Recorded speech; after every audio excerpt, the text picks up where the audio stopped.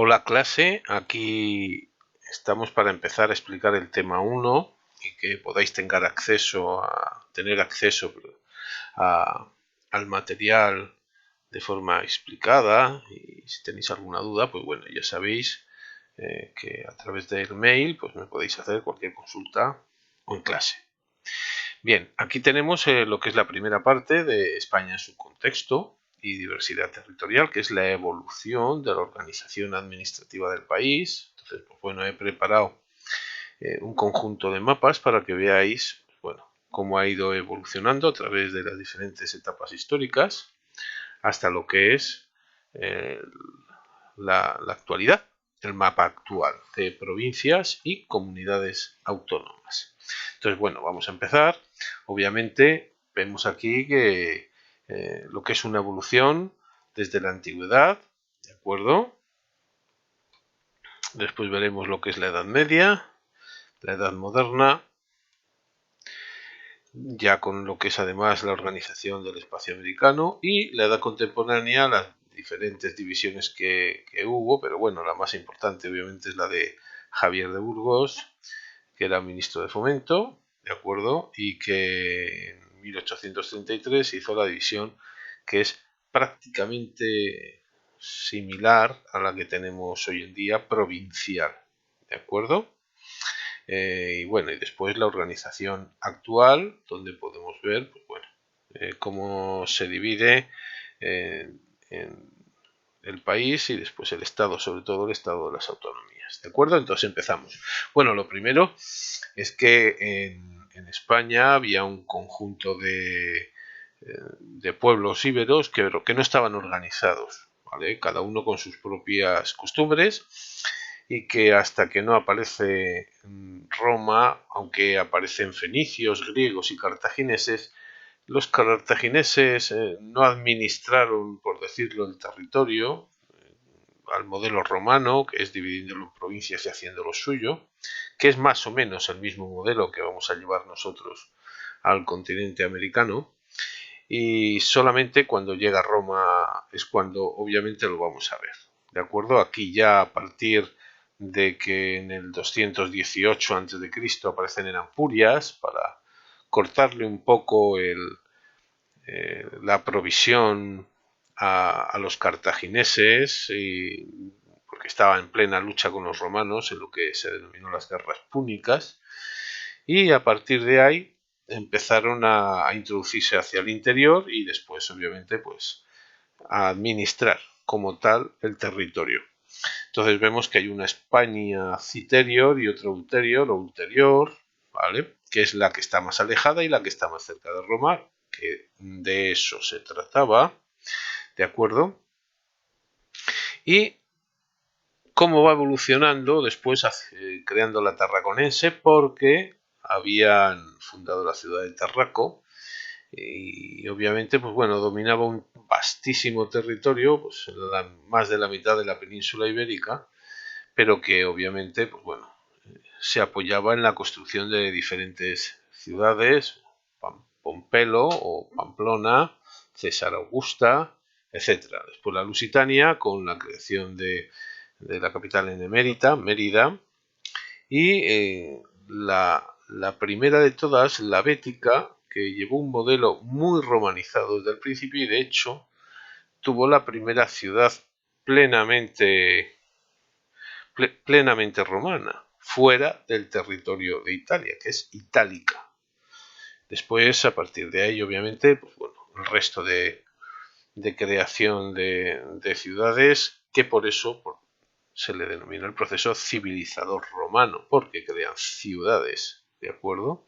Siendo precisamente la Bética y la costa mediterránea lo más romanizado, aunque penetraron obviamente hacia el interior, y ya en el siglo III después de Cristo pues la habían dividido en más territorios. La cartaginese se había hecho con el sur de lo que era la tarraconense. La tarraconense ocupaba la franja norte con la Galicia, Lusitania Bética, que ocupaba incluso el norte de lo que hoy es Marruecos, también sería denominado la Bética, la Baleárica, Bueno, algo que nos queda de esa organización todavía, los nombres y demás. Después, la estancia de los visigodos cambiaron algunos nombres, pero no excesivamente, se seguían eh, utilizando los nombres de los romanos. En la Galicia se habían instalado los suevos, porque hubo unas invasiones eh, germánicas, los vándalos, sobre todo en el sur de la península ibérica, de ahí el nombre de Andalucía, probablemente Vandalucía, ¿de acuerdo? Que los visigodos también dominaron y lograron expulsarlos a todos, quedando solamente un poco la franja norte con menos control, ¿de acuerdo? La zona de Cantabria y el actual País Vasco, Navarra, donde, pues bueno, también tenían numerosas luchas de vez en cuando. Duró 3 siglos, del V al VIII, y en el 711, empezando el siglo VIII, por las luchas internas que mantenían en la sucesión del gobierno de Visigodo, de Toledo, inmediatamente van a entrar a apoyar, digamos, a facciones contrarias por cuenta propia. Tarik, y Tarik se va a quedar esperando el desembarco de más tropas cerca de lo que es el Peñón, que va a coger su nombre, Gibraltarik, Gibraltar. ¿De acuerdo? Y a partir de ahí, en la batalla, que no se sabe muy bien si fue en Guadalete, en el Salado, cerca de la laguna de la Janda, no se sabe muy bien, no se tiene muy localizado, logró derrotar al rey Rodrigo y en apenas 9 años conquistó la práctica totalidad de la península ibérica y parte del sur de Francia. La conquista posiblemente fue menos, ya que los visigodos, en la forma de organización y de vida, distaba bastante de lo que era la Hispania romana y esas costumbres mucho más pegadas al Mediterráneo, y la llegada de los musulmanes no hizo sino volver a poner esas costumbres, esas viejas costumbres, por lo que muy probablemente se trató más de una manera de volver a los viejos usos, y lo tuvieron mucho más fácil en este sentido. Una población que además fue suficientemente inteligente, que apenas pasaron 7.000 hombres, en donde incluso participaron cristianos del norte de África, y bueno, la permisividad inicial hacia el mantenimiento de cualquier tipo de religión hizo que fuese mucho más plácida, y sobre todo la posibilidad de no perder el dominio de las tierras, por lo cual, pues, por ejemplo, la familia Banu Qasi, que es hijos de Casios, lo que significa literalmente posiblemente familia hispano-romana enfrentada a los visigodos, y que aunque se mantenía también ahí en el poder, pues supo mantenerse también durante el periodo árabe. La práctica totalidad del territorio, que era un emirato dependiente de Damasco, duró hasta el 756, en el que Abderramán I, el único omeya que logró sobrevivir, pues se trasladó a la península y fundó el Emirato Independiente. Y a partir de ahí, pues ya hay un periodo en el que, aunque hay intercambio obviamente con el resto del territorio árabe, llevó una vida propia. Se dividió en coras, que es una manera similar a las provincias, y pues bueno, desde el 929 hasta el 1031, que duró el califato, fue el momento de máximo esplendor. A partir de ahí se va a dividir en taifas o reinos independientes, muchas de esas coras, y es el momento en el que van a avanzar los reinos cristianos, van a consolidar su posición y obviamente van a establecer los reinos, las capitanías generales, hasta que queda el único reino que queda musulmán en todo el occidente, que va a ser el reino nazarí de Granada, fundado por Mohamed I, ¿de acuerdo? Y que en 1492 va a terminar cediendo el control a los reyes católicos. A partir de ahí, el territorio que se había se había formado por oleadas continuas y asentamiento de gente en la frontera que defendían esas tierras como propias, va a hacer que, bueno, pues más o menos de ese núcleo inicial del siglo VIII que nos encontramos en Asturias, también algo en Navarra, va a bajar inmediatamente hasta la línea del Duero en el siglo X, prácticamente en el siglo XII a la del Tajo, quizá Aragón un poquito más atascado en el Ebro, y en 1212, la famosa batalla de las Navas de Tolosa, y ya estamos en Jaén, en el siglo XIII, abre las puertas para que quede prácticamente desde ese siglo anclado en el reino nazarí, el último bastión musulmán de la península ibérica. En esa evolución se han ido consolidando territorios en Portugal, en Aragón y en el Reino de Castilla, la Corona de Castilla, y se han ido fundando reinos que son más o menos lo que hoy se consideran provincias, reinos, como por ejemplo el Reino de Jaén, el Reino de Córdoba, el Reino de Sevilla, que van a dar lugar a esa división administrativa.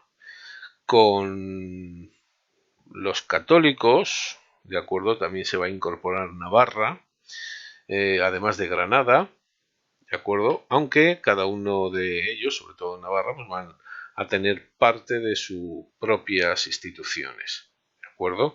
Después, con Felipe II se incorpora Portugal, y después, tras la separación, Ceuta va a permanecer con España. De hecho, en el escudo de Ceuta permanece todavía ese escudo portugués, ¿de acuerdo?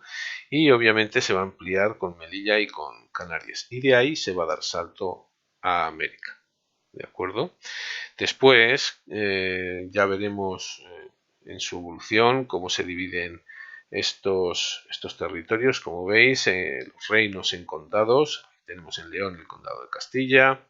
Aragón se va a formar con un montón de condados pirenaicos como Sobrarbe, Ribagorza, y después los condados catalanes que también se van a unir para formar la corona aragonesa.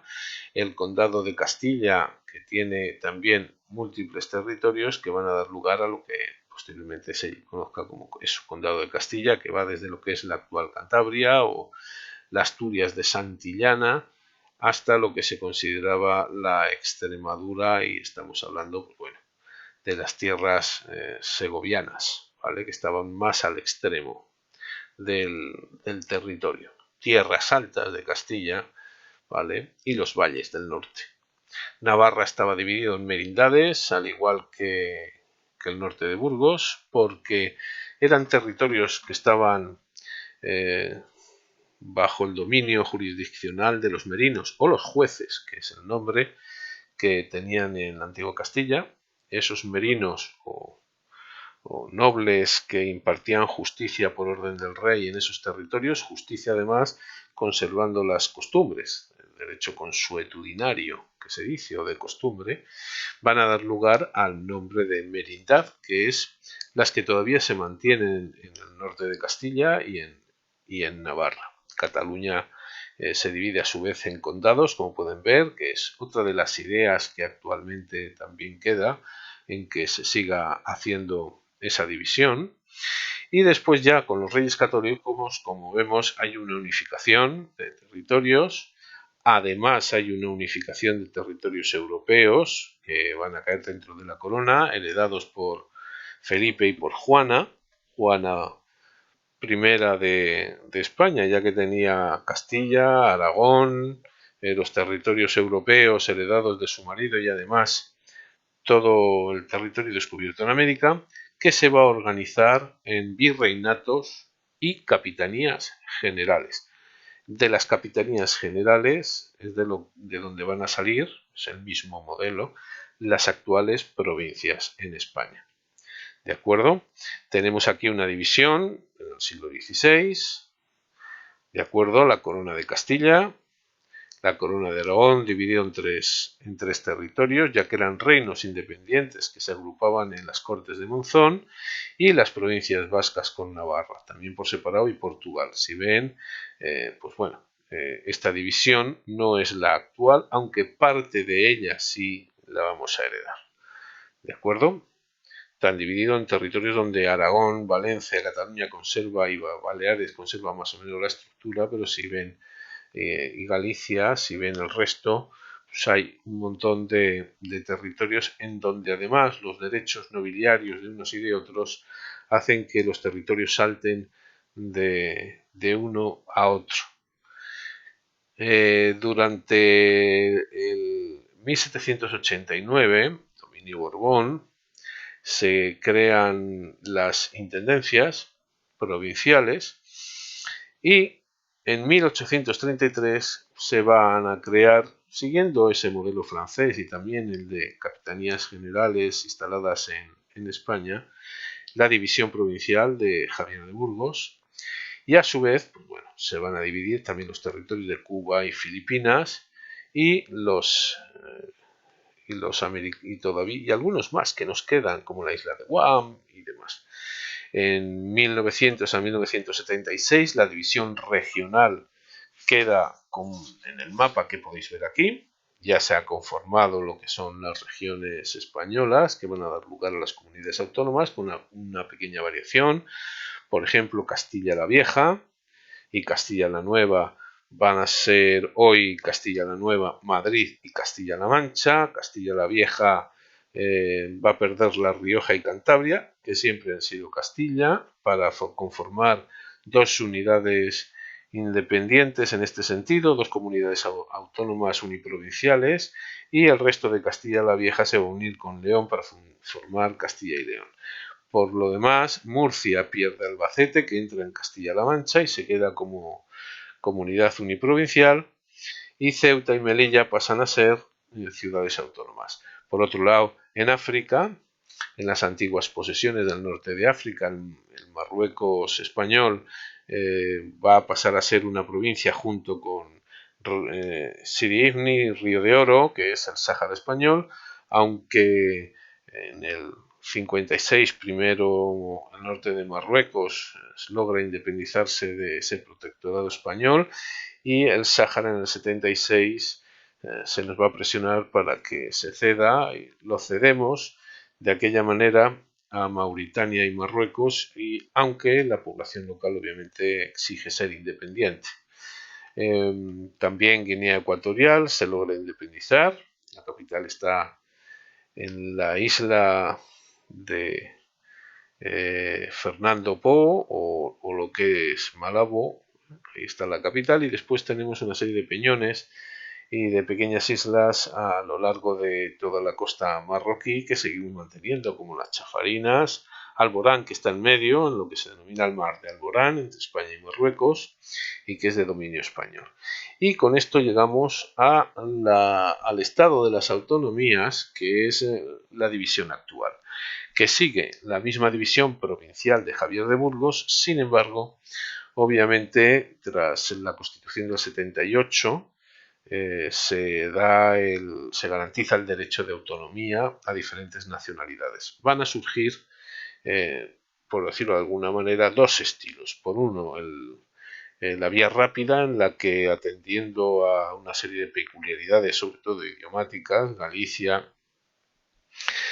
Andalucía, Cataluña y Andalucía van a ir por la vía rápida, con lo cual se van a nombrar enseguida autonomías, dejando el resto de España en algo que no se pensaba que fuera a subdividirse, y sin embargo sí que lo hizo por la vía más lenta. Tardarían 5 años más y aparecerían, pues bueno, algunas minoritarias como Cantabria y La Rioja, que dio lugar a muchas disputas internas, Albacete, que entró en Castilla-La Mancha, y obviamente Castilla y León, que se unió, aunque también hubo sus serias dudas, y por supuesto Asturias. Entonces, pues bueno, Navarra obviamente mejoró las condiciones de su fuero navarro, y se constituyó en una comunidad foral, ¿de acuerdo? Y después, obviamente, Baleares y Canarias, y las dos provincias canarias que se unieron en una misma comunidad autónoma, ¿de acuerdo? Cada una de las comunidades son 17 y 2 ciudades autónomas, cada una de las comunidades tiene su estatuto de autonomía, ¿de acuerdo? Donde aparecen sus símbolos, obviamente, todo de acuerdo a la Constitución española del 78 y obviamente siguiendo los reglamentos que hoy en día nos condicionan de la Unión Europea, ¿de acuerdo? Diversas competencias o funciones se han trasladado desde Madrid a las diferentes comunidades para que cada una lo regule. En este caso, sobre todo lo que se trata de educación, sanidad y algunas más atribuciones que otras. En cuanto a fronteras, obviamente es el Estado central, defensa, etc. Eso se lleva desde Madrid, desde el gobierno central. ¿De acuerdo? Como tal, como modelo de financiación de estas comunidades autónomas, que es donde, digamos, duele más, hay varios modelos. Por un lado, el régimen foral que lleva el País Vasco y Navarra, que acuerdan una cantidad con Madrid que tienen que pagar y el resto lo lleva el régimen económico, lo financian ellos mismos, mientras que el resto, ¿vale? De aquí hacia abajo, hay un régimen diferente entre que se financia, por decirlo así, con los propios tributos y los que cede al Estado el 50% del IRPF, el 50% del IVA y el 58% de los impuestos especiales. En cambio de no cubrirse los servicios básicos, léase sanidad, educación, etcétera, de acuerdo, se crea un fondo de garantía de servicios públicos, de acuerdo, y otro para acercar al grado de desarrollo el fondo de convergencia, de acuerdo, y eso lo podéis ver aquí, ¿vale? Los regímenes forales, está subrayado, y el régimen común, y los fondos de garantía de servicios públicos, ¿vale?, que tiene el Estado. Porque lo que se pretende es que haya una igualdad. ¿Por qué se hace esto? Por una igualdad de convergencia de todos los territorios, para que el desarrollo sea común. ¿De acuerdo? Pese a ello, ¿de acuerdo? Podemos ver que hay algunas diferencias entre territorios y se mantienen. Son los desequilibrios. Ahí se me ha ido. Ahí. Vaya por Dios. Ahora, los desequilibrios territoriales. ¿De acuerdo? Porque existen. Los desequilibrios se van a dar, si lo veis aquí, bien, pues las hay naturales. Obviamente, no todos los territorios son iguales. Los que tienen mejor agricultura, mejor clima o más recursos mineros se van a diferenciar inmediatamente de los que carecen de todo eso, en la costa del interior, por ejemplo, y donde están las actividades más dinámicas, de acuerdo. O bien por las decisiones políticas que en un momento dado afectan, de acuerdo, al desarrollo de las diferentes regiones. ¿De acuerdo? Generalmente, estos desequilibrios, que son económicos, fundamentalmente se miden con indicadores como el Producto Interior Bruto per cápita, ¿vale? O la inversión en I+D, el acceso a la salud, a la educación, a las infraestructuras. Hay múltiples, ¿vale?, indicadores, ¿vale? Demográficos como crecimiento y densidad de población. Últimamente la de densidad de población, sobre todo por el abandono del interior, suelen ser importantes. ¿Cómo evolucionan estos desequilibrios? ¿Dónde nacen? Pues bueno, en ese comentario que hicimos del PIB, si os acordáis, vemos que entre 1960 y 75, que es cuando se va a posicionar la industria, ¿de acuerdo? Aquí tenéis el mapa de PIB per cápita del 61, del año 61, podemos ver cómo los que tienen, entendiendo que 100 está en porcentaje, que 100 es la media española, por encima de la media española se sitúa las regiones cantábricas, el norte con Gerona y Barcelona, las provincias vascas también, la costa levantina, ¿de acuerdo?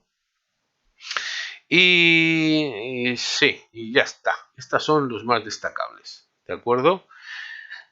Al cabo de 40 años, algunas regiones como Asturias o Cantabria ya no aparecen. Algunas otras sí que han prosperado más, como Burgos o La Rioja. Huesca ha perdido potencia, Cataluña se ha ampliado, pero Valencia también ha perdido y obviamente no aparece nada en el resto. ¿De acuerdo? Eh, todo ese grado de desarrollo, pues que teóricamente había aquí, ha desaparecido en algunas zonas y lo vamos a analizar. ¿De acuerdo?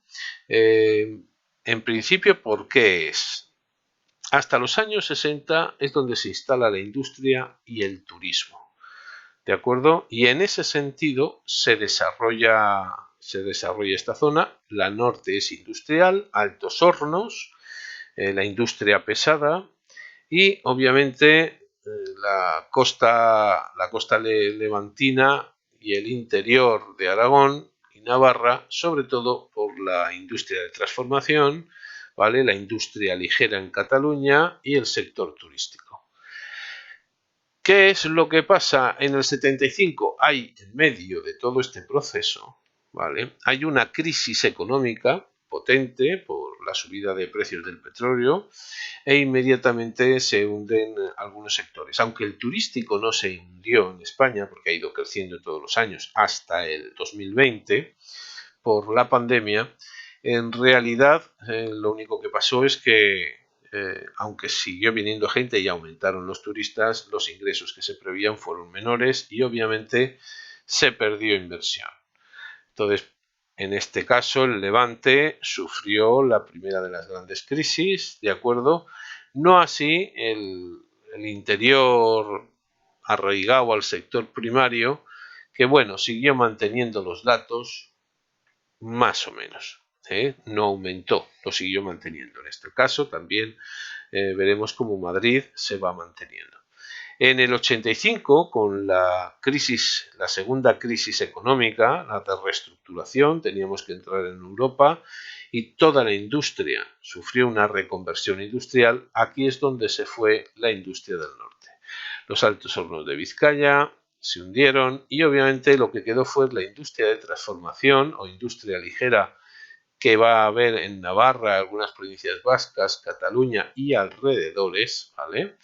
Que son las que mejor se van a mantener y después el sector agrario y el turístico, pero si se dan cuenta, la provincia más destacada en este sentido va a ser Almería, en Andalucía, por el sector agrario. La renta aquí se mantiene casi con la media nacional, mientras que, pues bueno, pueden ver como el resto no. Salvo esta esquina, obviamente, que sigue siendo la que mayor PIB per cápita recibe.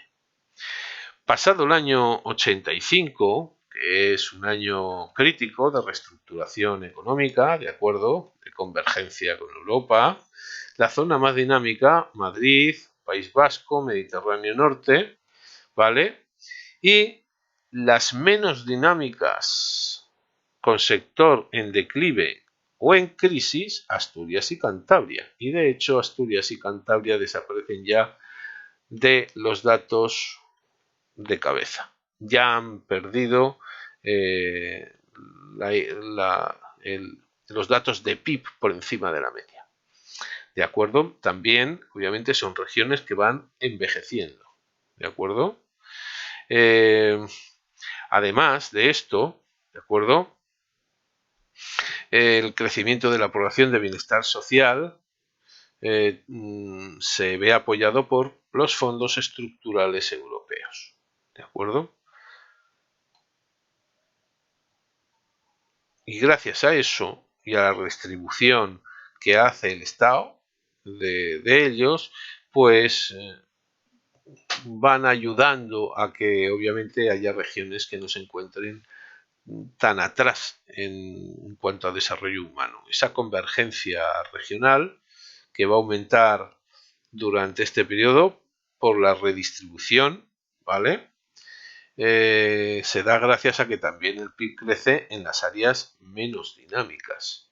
Y aunque es cierto que crece, no llegan, ¿vale? Le cuesta llegar a las más ricas. No aumentaron en población porque recibieron menos inmigrantes, y las provincias más dinámicas como Madrid, País Vasco o Cataluña pues recibieron, el País Vasco, bueno, Navarra sobre todo, recibieron más migrantes y fueron los que compensaron un poco esos datos, ¿vale? Aunque no hay que olvidar que la estadística miente, ¿vale? Porque habla de generalidades, no de particularidades. Y la incidencia de la crisis del 2008 hasta el 2008, el crecimiento económico, sobre todo en la zona sur, ¿de acuerdo?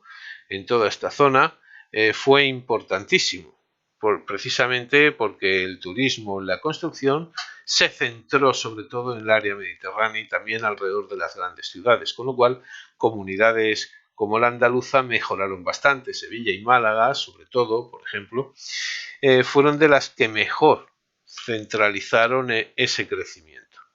¿De acuerdo? Sin embargo, en el 2008 se frenó absolutamente, ya que se dependía mucho del subsector de la construcción, y obviamente esa crisis va a abundar sobre todo precisamente en el sector inmobiliario. ¿De acuerdo? A partir de ahí, pues bueno, vemos que todo aquello donde está la construcción, Valencia, Canarias, La Mancha y Andalucía, ¿de acuerdo? Van a sufrirlo. Allí donde el empleo público era alto, Andalucía, Extremadura y Castilla-La Mancha, y las que dependían de la demanda interna, como Andalucía y Canarias, ¿de acuerdo? ¿Dónde afectó menos? Navarra y País Vasco, donde el peso de las inmobiliarias es muchísimo menor, o había mayor peso de otras actividades que no era precisamente la inmobiliaria o turística, como Castilla y León. Madrid seguía siendo punta de lanza de servicios más avanzados, junto con sectores que estaban menos equilibrados, que dependían menos de la construcción y otras demandas, como en La Rioja y Navarra, ¿de acuerdo? O bien directamente eran turísticos como Baleares.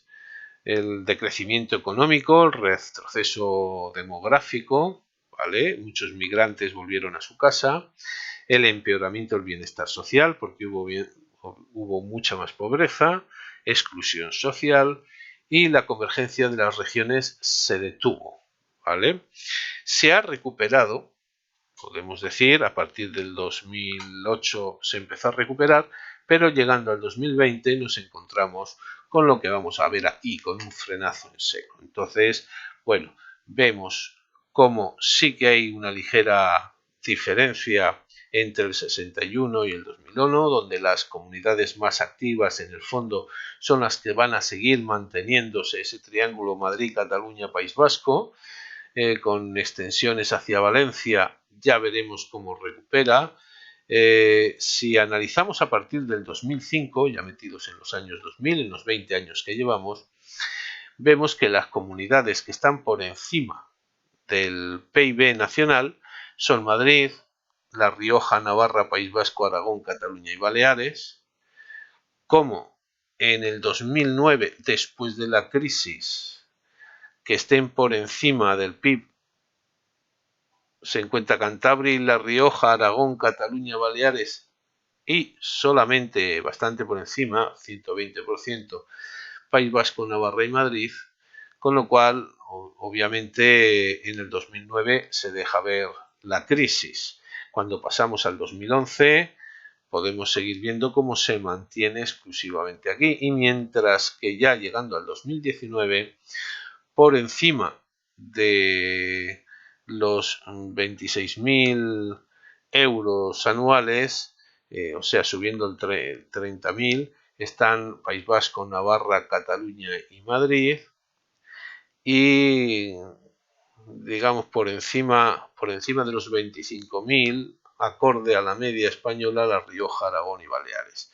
El resto está por debajo, y Extremadura y Andalucía a la cola.